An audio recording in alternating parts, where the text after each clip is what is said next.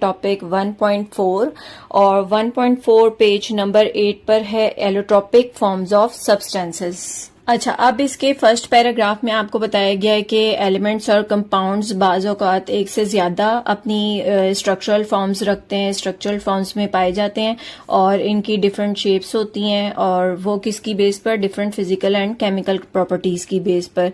इनको हम allotropic forms कहते हैं और इस फिनोमेना को हम एलोट्रोपी कहते हैं। ठीक है, उसके बाद आपको बताया गया है कि एलिमेंट ऑक्सीजन की एग्जाम्पल दी हुई है कि element oxygen exist in two allotropic forms namely O2 and ozone. अब इसमें ऑक्सीजन गैस है और ओजोन गैस, ये दोनों किससे फॉर्म हुए हुए हैं, ये O से ही फॉर्म हुए हुए हैं।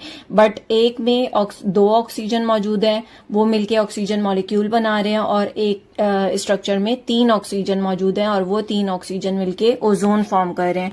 और इन दोनों की प्रॉपर्टीज यानी ऑक्सीजन और ओजोन की प्रॉपर्टीज बिल्कुल डिफरेंट हैं, उनका स्ट्रक्चर्स बिल्कुल डिफरेंट होते हैं। तो ये इस तरह से एलोट्रोपिक फॉर्म है एक दूसरे की। अब ऑक्सीजन जो है वो एक आमतौर पर हवा में मौजूद होती है और रेस्पिरेशन प्रोसेस के लिए ज़रूरी होती है, जबकि ओजोन जो है वो हाईली रिएक्टिव होती है और ये फिज़ा में ओजोन की लेयर फॉर्म करती है जो ज़मीन को सूरज की अल्ट्रावायलेट रेज से बचाती है।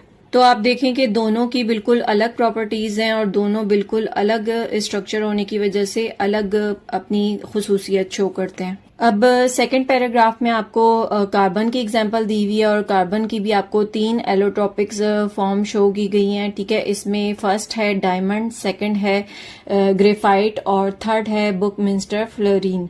अब इसमें सबसे पहले आपको डायमंड की एग्जांपल दी हुई है। डायमंड के बारे में बताया हुआ है कि डायमंड जो है वो एक खास बड़े मॉलिक्यूल की तरह होता है इसका स्ट्रक्चर, और इसमें जो है वो हर कार्बन एटम 4 दूसरे कार्बन एटम्स के साथ जुड़ा हुआ होता है और ये जो है वो सबसे टफेस्ट या आप कह लें कि सबसे हार्डेस्ट सॉलिड है जो कि हमारी दुनिया में पाया जाता है।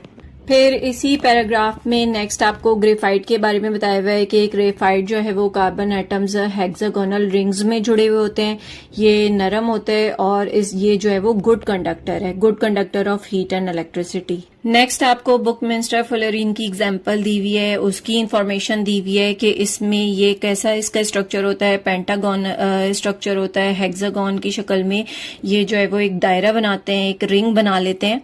ठीक है, और ये एक पिंजरे की तरह भी नजर आता है, जैसे एक केज होता है, केज की तरह भी इसका स्ट्रक्चर